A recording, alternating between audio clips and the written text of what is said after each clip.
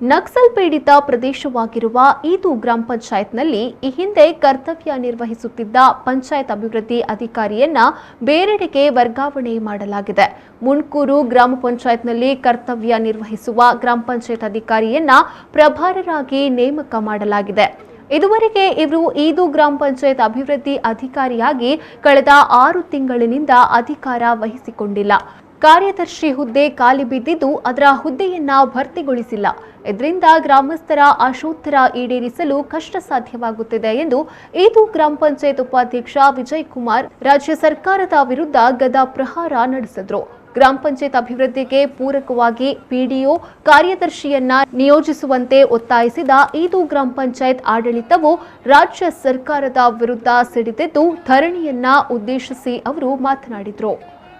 15 ದಿನದಲ್ಲಿ ನಿಮ್ಮ ಪಂಚಾಯಿತಿಗೆ ಅಧಿಕಾರಿಗಳನ್ನು ನೇಮಕ ಮಾಡುವ ಜವಾಬ್ದಾರಿಯನ್ನು ನಾನು ವಹಿಸಿಕೊಳ್ತೇನೆ ಅಂತ ಹೇಳಿದ ನಿಟ್ಟಿನಲ್ಲಿ ನಾವು ಸುಮಾರು 1 ತಿಂಗಳವರೆಗೆ ಕಾದು ಇಲ್ಲಿಯವರೆಗೆ ಯಾವುದೇ ಅಧಿಕಾರಿಗಳನ್ನು ನಮ್ಮ ಗ್ರಾಮ ಪಂಚಾಯಿತಿಗೆ ನೀಡದೇ ಇದ್ದುದರಿಂದ ಈ ದಿನ ಸಾಂಕೇತಿಕವಾಗಿ ನಾವು ಪ್ರತಿಭಟನೆಯನ್ನು ಸಲ್ಲಿಸುವ ಮುಖಾಂತರ ನಮ್ಮ ಗ್ರಾಮ ಪಂಚಾಯಿತಿಯ ಅಭಿವೃದ್ಧಿಯ ಹಿನ್ನೆಲೆಯಲ್ಲಿ ಜನಸಾಮಾನ್ಯರ ಹೆಚ್ಚಿನ ಅಭಿವೃದ್ಧಿಯನ್ನು ಕಾಣಬೇಕೆಂಬ ನೆಲೆಯಲ್ಲಿ ನಾವು ಈ ದಿನ ನಮ್ಮ ಪ್ರತಿಭಟನೆಯನ್ನು ಮಾಧ್ಯಮದ ಮುಖಾಂತರ ಮೇಲಿನ ಅಧಿಕಾರಿಗಳಿಗೆ ಸರ್ಕಾರಕ್ಕೆ ಸಲ್ಲಿಸುವ ಒಂದು ನಿರ್ಧಾರವನ್ನು ಮಾಡಿರುತ್ತೇವೆ.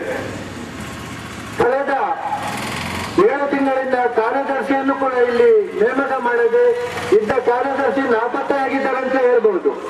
ಯಾಕಂತ ಹೇಳಿದ್ರೆ ಅವರ ಹಾಜರಾತಿಯೇ ನಮ್ಮಲ್ಲಿಲ್ಲ. ಅದೇ ರೀತಿ ನಮ್ಮಲ್ಲಿದ್ದ ಪಿಡಿಒರನ್ನು ಬೇರೆ ಪಂಚಾಯತಿಗೆ ವರ್ಗಾವಣೆ ಮಾಡಿದ ಉದ್ದೇಶ ಯಾವುದು?